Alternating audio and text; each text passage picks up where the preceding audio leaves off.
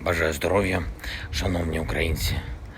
Крок за кроком йдемо над важливим тижнем і щоденно робимо все, щоб ні у кого не було сумнівів, що Україна заслуговує на кандидатство. Щоденно доводимо, що ми вже є частиною об'єднаного європейського ціннісного, я б навіть сказав, простору. Зараз депутати наші Верховної Ради вже розійшлись, а я тут. І знаєте, я хотів їм сьогодні подякувати. Ми часто їх критикуємо, але сьогодні вони зробили дуже гарну роботу. Я вдячний усім нашим народним депутатам, які підтримали нашу євроінтеграцію. Хочу відзначити голосування за Конвенцію Ради Європи про запобігання насильству стосовно жінок і домашньому насильству. Цю конвенцію частіше називають Стамбульською за місцем підписання. Її в Україні довго, як то кажуть, збивали десятки років, але головний її зміст простий.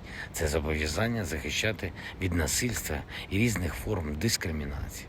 Хочу також подякувати депутатам, які підтримали закон про управління відходами. Важливий екологічний документ. Ми боролися за нього 3 роки. Закон декілька разів зривався через олігархічні впливи і ось тепер проголосований. Нарешті, дякую. Ухвалена антикорупційна стратегія сьогодні.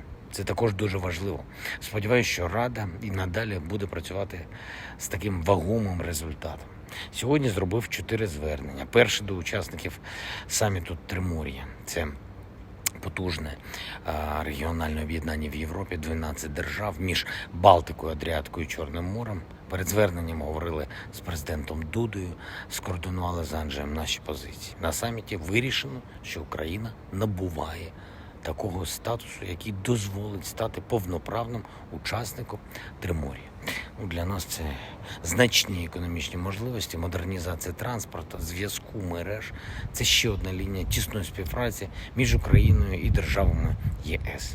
До речі, маємо і гарну новину з нашого кордону з Польщею. В рамках проєкту «Відкритий кордон» на 50% збільшено пропускну спроможність пункту Краківець-Корчова. Дозволить значно наростити експортно-імпортний потік через кордон. Модернізація очікує інші пункти на кордонах з країнами Євросоюзу. І це відчутно. І не лише для нас дозволяє робити глобальні речі, боротися з продовольчою кризою, яку Росія спровокувала блокадою портів. Говорив про неї у зверненні до лідерів Африканського Союзу, підкреслив, що ця криза штучна, її не було б, якби не російська війна проти нас. І також підкреслив, що ми можемо забезпечити таке постачання аграрної продукції, яке точно гарантує безпеку Африці, безпеку Азії. Загалом розширюємо можливості такої держави, нашої держави, як і всім сильним європейським країнам, нам потрібна власна політика по відношенню до Африки, по відношенню до Латинської Америки, до країн Південно-Східної Азії та інших частин світу, які раніше залишились поза належною увагою української зовнішньої політики. Працюємо над, як то кажуть, суб'єктністю України. Звернувся і до учасників форуму глобальної політики в Італії. Дуже впливове зібрання. Говорив про те, як повернутися усіх українських переселенців додому. Сьогодні зустрівся з Беном Стілером, відомим актором і посланцем доброї волі ООН, який опікується допомогою якраз переселенцям і біженцям. Вдячен Бену за постійну увагу до потреб українців. Зустрівся з президентом Конфедерації промисловців і підприємців Італії Карло Бономі. Говорили про зв'язки між українським та італійським бізнесом. Вдячні за відкриття представництва Конфедерації у Києві. Найкоротше, але дуже вагоме звернення зробив до учасників міжнародного фестивалю креативності в Каннах. Найбільшої такої події у світі. Каннські леви – це особлива аудиторія. Це люди, які вміють управляти увагою і які дуже потрібні Україні саме зараз. Чим довше триває війна, чим складніше конкурувати за увагу сотень мільйонів людей в різних країнах. Але я зроблю все можливе, щоб увага до України не згасала. Закликав найбільш креативних людей світу бути в цьому нашими союзниками. І знаю, що відгук в Каннах був дуже позитивним.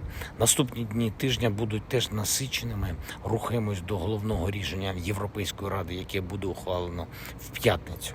Як я і передбачав, Росія дуже нервово сприймає нашу активність. Знову обстріли Харкова, Одеси, знову спроби жорстоких наступальних дій на Донбасі. Це зло. Зло, яке можна заспокоїти тільки на полі бою. Захищаємо Лисичанськ, Северодонецьк, увесь цей район найбільш складний. Там найважчі бої. Але там наші міцні хлопці та дівчата. Окупанти отримують відповіді на свої дії проти нас, вдячні армії і розвідці, які це забезпечують. Ввечері підписав черговий указ про нагородження наших захисників і захисниць. 220 учасників бойових дій відзначені державними нагородами. 27 з них посмертно. Вічна пам'ять усім, хто віддав життя за Україну.